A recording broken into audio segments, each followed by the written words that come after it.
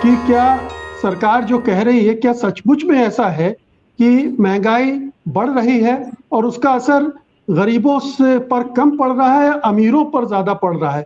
अमीर ज्यादा परेशान है और गरीब कम परेशान है। अगर ऐसा है तो फिर वो अर्थशास्त्र का कौन सा नियम है जो ऐसा होने दे रहा है?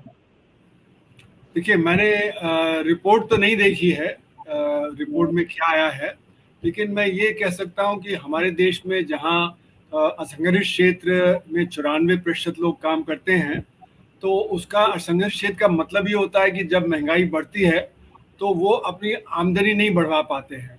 और जब प्रोफेसर अरुण कुमार, आपने हाँ रिपोर्ट नहीं देखी, लेकिन उसके दो सेंटेंस मैं आपको सुना देना चाहता हूं ताकि आपको जी थोड़ा हाँ, आसानी हो जाएगी। पहला तो ये है कि inflation in India has a laser impact on low income strata than on high income groups. In other words, the poor in India were less adversely impacted by rising prices than the rich. जी। अ, इसीलिए मैं कह रहा था कि हमारे देश में दो तबके हैं, एक तो संघर्ष क्षेत्र और दूसरा असंघर्ष क्षेत्र। तो असंगठित क्षेत्र का तो मतलब ये होता है कि जब महंगाई होती है तो आपकी आमदनी उस अनुपात में नहीं बढ़ती है जैसे कि महंगाई है। तो क्लियर है कि जो असंगठित क्षेत्र है वहाँ पे तो नुकसान होता ही है जब महंगाई होती है।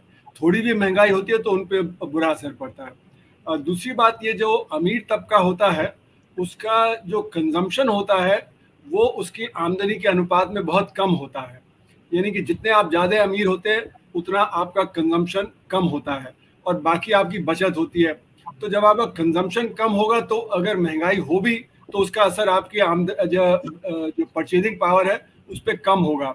तो इसलिए दोनों ही तरह से अगर आप देखें तो ये बात सही नहीं हो सकती कि महंगाई जितनी ज़्यादा होगी तो उतना ज़्यादा गरीब को फ़ायदा होगा और अमीर को उतना नुकसान होगा। तो ये बात तो कहीं जो हमारी अर्थव्यवस्था की जो थ्योरी है उसमें कहीं वो बात नज़र आती नहीं है। तीसरी बात मैं कहूँगा कि जो अभी प्राइस का सर्वे आया था जो जनवरी अंत में फरवरी के शुरू में, वो दिखा रहा है कि जो 2015-16 के कंपैरिजन में अगर आप 2020-21 पे देखें तो जो सबसे अमीर 20% तबका है उसकी आमदनी 30% बढ़ी और जो सबसे गरीब 20% तबका है उसकी 50-55% गिर गई। तो यानी कि अभी तक जो हुआ है 2015-16 से लेके अभी तक 2020-21 तक के जो आंकड़े प्राइस के सर्वे में हैं वो यही दिखा रहे हैं कि असमानता बेतहाशा बढ़ी।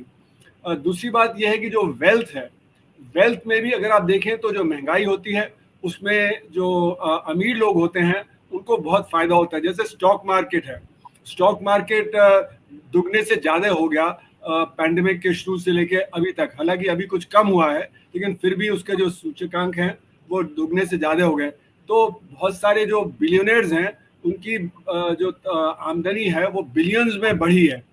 तो यानी अगर उसको भी आप देखें तो भी ऐसा नहीं लगता है कि अमीर आदमी को नुकसान हुआ है और गरीब आदमी को फ़ायदा हुआ है।